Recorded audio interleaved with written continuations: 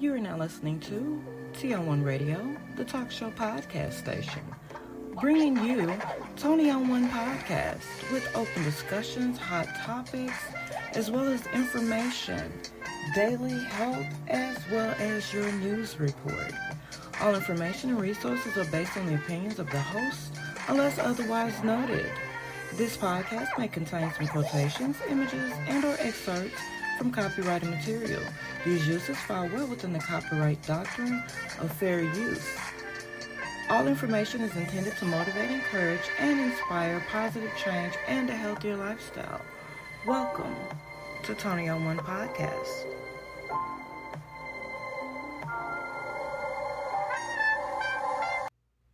Welcome and shout out to all my new listeners and all of my day ones. Today we will be talking about what's going on in the headlines as well as the daily health. So thank you for taking the time to tune in and let's go. This is Daily Health.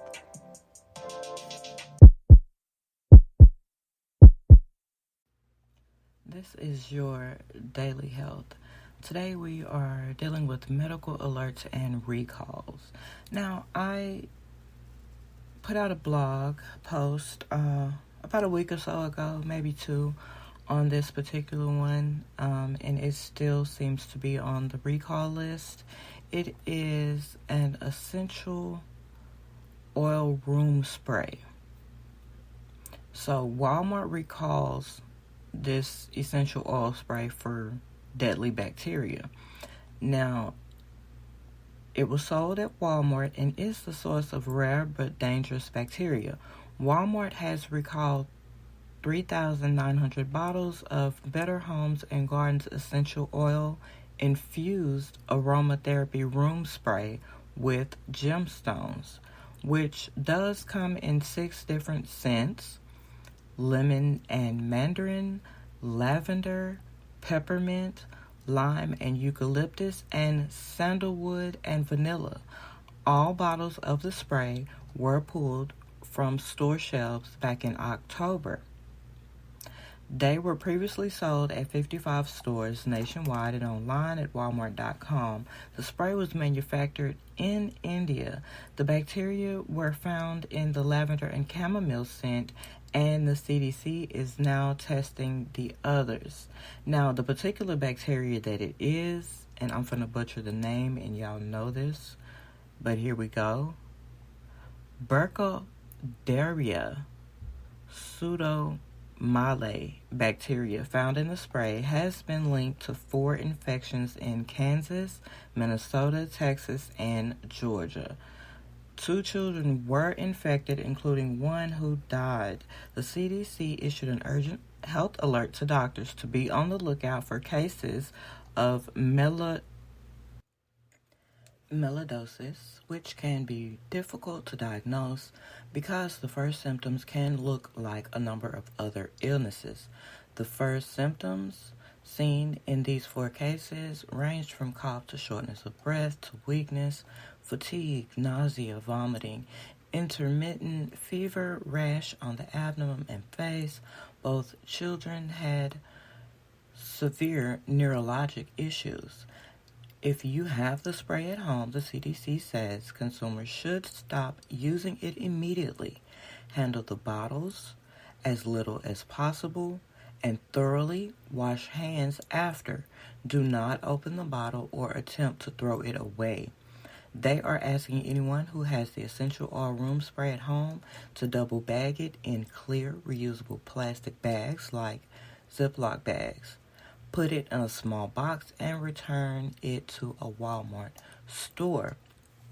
They also want you to thoroughly wash any sheets or linens that have been sprayed, dry in hot dryer, and also wipe down any counters or surfaces that may have been sprayed with an undiluted disinfectant cleaner to kill the bacteria.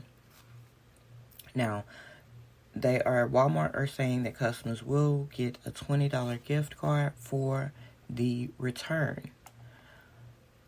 I don't know, that's kind of a bummer. We kind of want our homes to smell good, but that was one on the list. Next, we have ground turkey containing bits of hard blue plastic.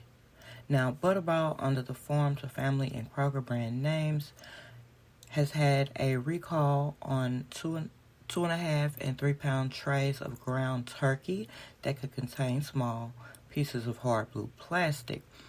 The U.S. Department of Agriculture's Food Safety and Inspection Services stated that these recall products were produced on September 28th. So that kind of gives you a little time frame there to understand when and where. Now, the 2.5 pound ground turkey packages with the label Farm to Family Butterball All Natural Ground Turkey sold at BJ stores with the product code number 226557158. The products have a sell or freeze by date of October 18th and a time stamp on the side of the tray reading between 2123 and 2302. The items have established P-7345 inside the U.S. Department of Agriculture's mark of inspection. Now, all recall products should be thrown away and immediately or returned to store. I'm not sure why they worded it that way, but okay.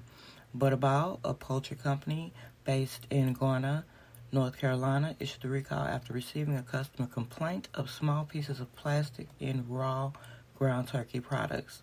No injuries have been reported. Although swallowing plastic could be harmful, especially if it contains dangerous chemicals, if you think you may have eaten the contaminated products and you have symptoms like choking, a harsh time breathing, or vomiting, contact your doctor or another healthcare professional right away. For more information or answers to questions about the recall, you can call the Butterball Consumer Hotline at 800-288-8372. Now, we also have baby cereal.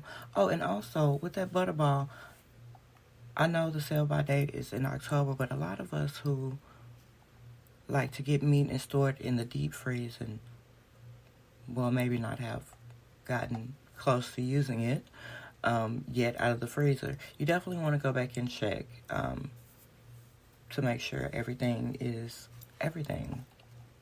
They also have baby cereal, and it was sold at Walmart, and it was recalled for arsenic levels.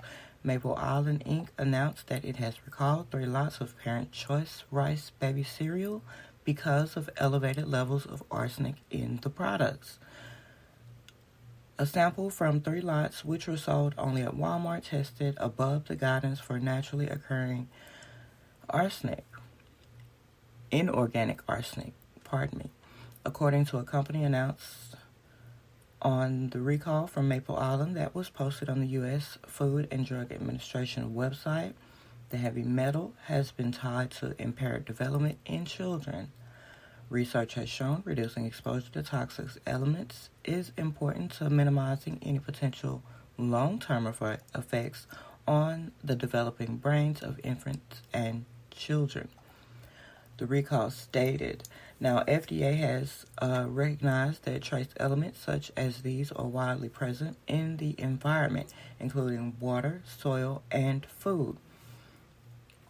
Now, the 8-ounce lots being recalled were sold after April 5th, 2021, and included lot 21083 with UPC code 00681131082907. The best if used by date and product numbers are on the bottom left corner of the back of the Parent Choice Rice baby cereal packaging. No illnesses related to the recall products have been reported, according to Maple Island. Customers who bought the recall baby cereal should throw it out or return it to Walmart for a full refund, the company has stated. To get in touch with them, consumers can call Maple Island Monday through Friday from 8 a.m. to 4 p.m. Central Time at 1-800-369-1022. Now, last year, the FDA set a guidance level for naturally occurring inorganic arsenic, and in April announced plans to propose limits on arsenic, lead, and mercury in baby food. So those have been your recalls. Especially for those who like to do couponing and stockpiling, sometimes the dates will go by. So I also include those from previous months that may have taken place for those stockpilers. Seeing as that we have so many recalls now on food products, it might be a great idea for us to begin to grow our own food. That way we can see and know what's going into our own bodies. So that could be a challenge for next spring. Let's start a garden. That will definitely help with our daily health. You have been listening to Daily Health News Report. Current events, issues, and the headlines. I ran across this news article and it just grabbed my attention. And as much as we watch television, we see all the heart-wrenching commercials for different charities. Some people may stop and wonder if they're really helping people, the planet, the animals. But this one takes the cake for me. It is Saint Jude. And let me go ahead and give credit to the authors of this. It's Saint Jude hoards billions while many of its families drain their savings. And that is by David Armstrong and Ryan Garrelson. Now, they're a part of ProPublica, which is a nonprofit newsroom that investigates abuse of power. So check them out, sign up to their stories, and know when they know. What they have found was that St. Jude, they do help. And we see the commercials. Y'all know the commercials I'm talking about. Mess around and have you in tears looking at the little children that's done lost their hair and all the surgeries they have to go through and this, that, and the other. It pulls at the heartstrings, which 9 times out of 10 also ends up pulling at the purse or the wallet strings as well. But what ProPublica has found is that St. Jude last year raised a record $2 billion. $2 billion. And it was ranked the country's 10th best children's cancer hospital. And, well, St. Jude raised roughly as much as the 9 hospitals ahead of it put together. Like, that's a lot, right? And you're going, that's wonderful. We can help those babies and their families.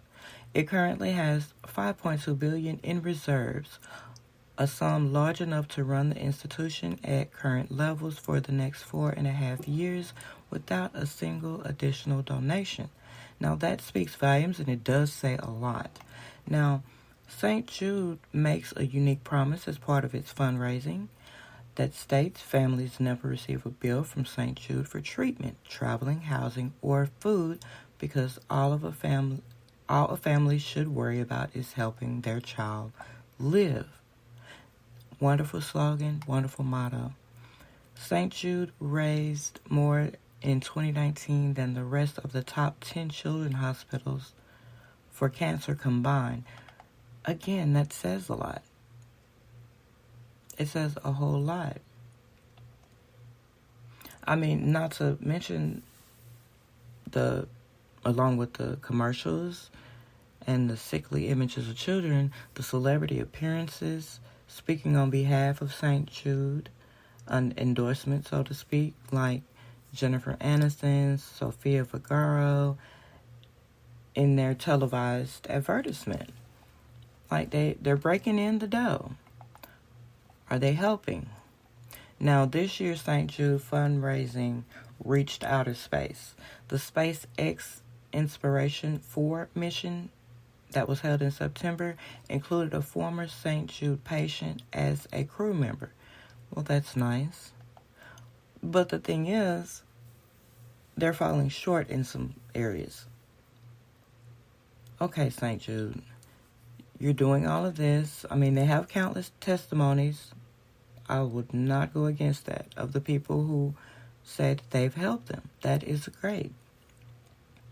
And not to look a gift horse in the mouth, so to speak, but yet your security guard is discovering a parent of a patient in the middle of the night sleeping in his vehicle.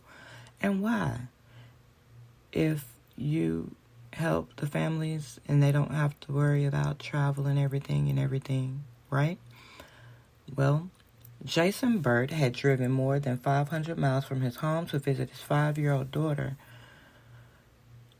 who was being treated for brain cancer at the hospital in downtown Memphis, Tennessee. St. Jude provides housing only for one parent.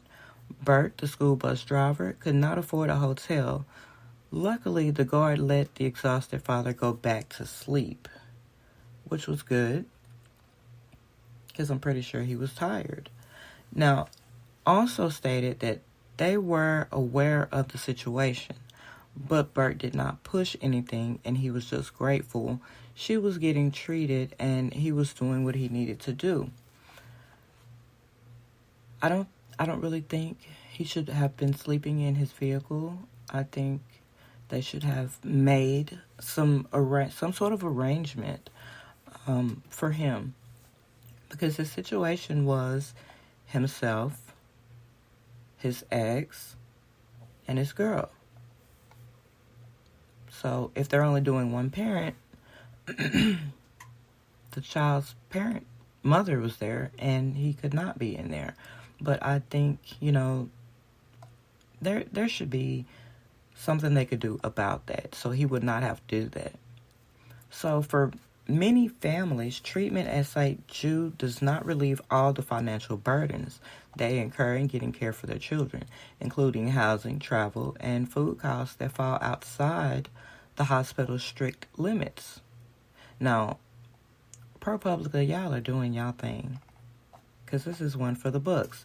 Now, while families may not receive a bill from St. Jude, the hospital doesn't cover what usually the biggest source of financial stress associated with childhood cancer, which is the loss of income as parents quit or take leave from jobs to be with their children during treatment. So for many families, the consequence is missed payments for cars, utilities, and cell phones, and you know how it goes. We have all those bills. Now, others face eviction or foreclosure because they can't keep up with rent and mortgage payments. And I know that has to be kind of a bummer, like a major bummer if you ask me, because you're already worried about your child. You don't need to worry about all this extra things that's going on. Now, parents at St. Jude have exhausted savings and retirement accounts, borrowed from family and friends, or asked other charities for aid. And ProPublica identified more than 100 St. Jude families seeking financial help through the online fundraiser GoFundMe, with half of the campaign starting in the past 2 years. We encountered scores of other events like concerts and yard sales organized to help St. Jude families in need. Only about half of the $7.3 billion St. Jude has received in contributions in the past 5 fiscal years went to the hospital's research and caring for patients, according to its financial filings with the Internal Revenue Service. About 30% covered the cost of its fundraising operations, and the remaining 20%, or $1 of every 5 donated, increased its reserve fund. Further, ProPublica found a substantial portion of the cost for treatment is paid not by St. Jude, but by families' private insurance or by Medicaid. the government insurance program for low-income families. About 90% of patients are insured, bringing in more than $100 million in reimbursements for treatment a year. If a family shows up at St. Jude without insurance, a company hired by the charity helps them find it. St. Jude does cover copays and deductibles, an unusual benefit. Okay, so let me stop there. Okay, but they have all of this, so why did that father have to sleep in his truck? Like, and you can imagine how many other stories like that there is. Now, St. Jude spent about $500 million a year on patient services, a figure that includes all medical care and other assistance. Very little of what St. Jude raises from the public goes to pay for food, travel, and housing for families. Now, the investigation found last year it was 2% of the money raised, or nearly $40 million. Now, after ProPublica doing this, which I appreciate them doing this because it answers a lot of people's questions. It really does. Because I even myself question it. You question it when it comes to charity. Like, if you don't, then you're just throwing money in the wind. And it's a part of being a consumer. And it goes with charity as well. So now, after ProPublica doing this, you know St. Jude had to say something back at this point, right? So yeah, they clapped back with this. In written response to ProPublica, lawyers for St. Jude and its fundraising arm, the American Lebanese Syrian Associated Charities, or ALSAC, emphasized that countless families have benefited from the charity provided since the hospital opened its doors in 1962. That ProPublica should be celebrating St. Jude and ALSAC for their commitment to finding cures, saving children's lives, and optimizing patient outcomes, one of their letters stated. Now, we know what this is. There is a little upset over somebody has been being nosy and speaking up about what they see. It is a lot of that going on lately, but for the good, hopefully. Now, no one is questioning whether or not families are receiving help. The question is, are they being reasonably helped enough, is the question. Now, St. Jude and ALSAC understand that this arrangement cannot cover all financial obligations of families, nor can St. Jude or ALSAC shield families from all the financial and emotional effects of a child's illness. Now, St. Jude said it discloses the limits of its aid to families on its website and in material provided to those whose children are admitted to the hospital. That includes the rule Bart ran into that the hospital covers the travel and housing cost of only one caregiver and one patient. For many families, the daily food budget is capped at $50. In some cases, hotel stays en route are provided only if families travel more than 500 miles to get to St. Jude. Now, St. Jude said its assistance is based on guidelines to ensure fairness and responsible use of donor funds and on remaining compliant with a federal anti-kickback statute that makes it a criminal offense to offer something of value to induce a medical referral. St. Jude declined to explain how the law affects the amount or type of financial assistance it provides to families. Then, in my opinion, there is always the question of small print. Is it publicly known or well hidden? So I guess we'll go over to their sites and everything, or look at their literature and see if it is in fact in there. And if you all do that, let me know if you've done that and tell me what you found. I'd love to hear the feedback. Now, St. Jude has never promised anyone, neither patients nor the public in general, that it can solve all financial problems, the letter also said. When parents need additional financial help, St. Jude social workers often send them to smaller charities or in some cases suggest that they apply for government aid.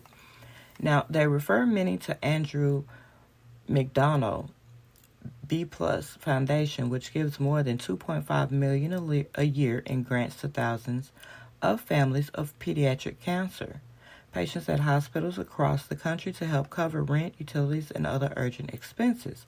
Now, Joe McDonough, the foundation's founder and president, said that St. Jude's families have the same money problems as families of patients at other children's hospitals. Even though he said St. Jude's marketing creates the public perception that it alleviates these burdens. And he goes on to say, I'm just explaining that it is not a totally free ride. And you know what, I appreciate him. Kudos to you, Joe McDonough, for saying that, because people need to know that. The help that St. Jude provides to families may soon be increasing, which is a good thing, but only after ProPublica provided St. Jude with the findings of its reporting. The hospital informed families of a dramatic expansion in the assistance it would give to parents and other relatives during their kids' treatment in Memphis. Now, that's really good. And they go on to say among the most significant changes are increasing travel benefits to 2 parents instead of 1, and covering regular trips to Memphis for siblings and other loved ones. That's wonderful.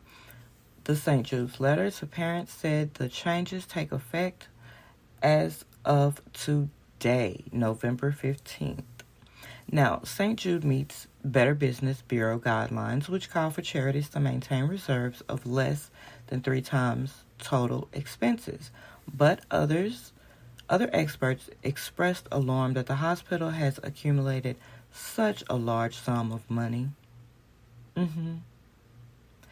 It made me curious as well, because that's a very large sum to not cover and do more for these patients and their families. So how about this? Here's an idea, St. Jude.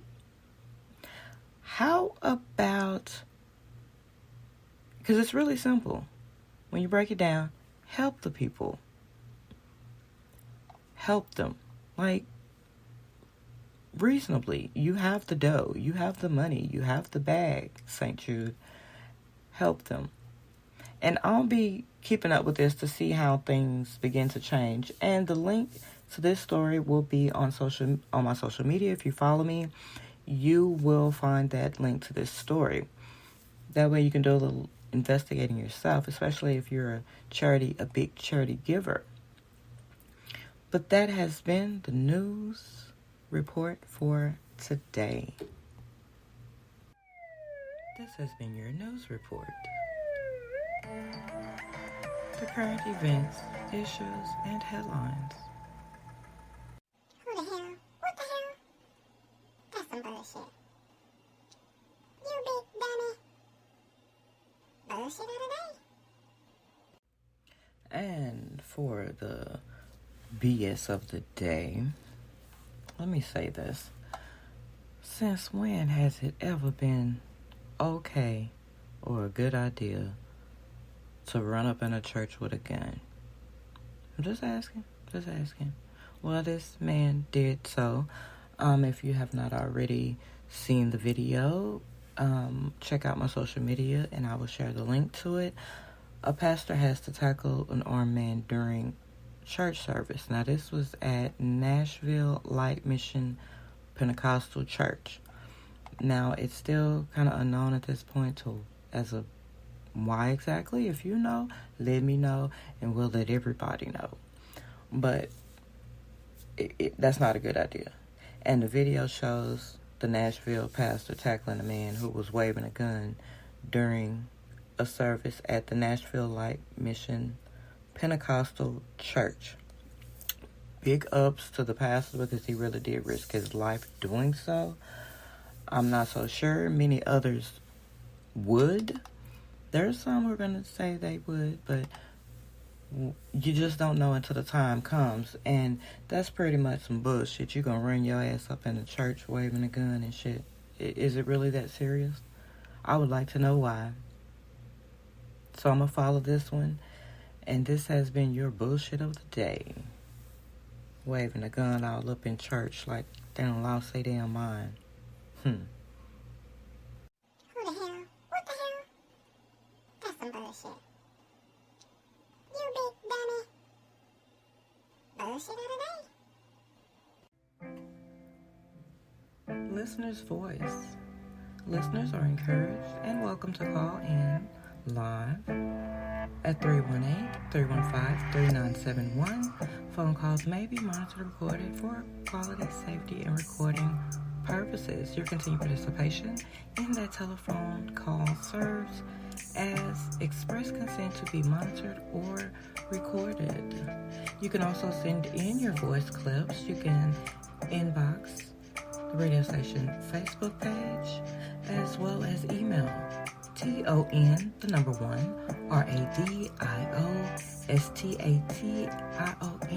@gmail.com. That's TON1radiostation@gmail.com. TON1 Radio, the talk show podcast station, where we're on one, and so are our listeners. You have been listening to Tony on One podcast, brought to you by TON1 Radio, the talk show podcast station.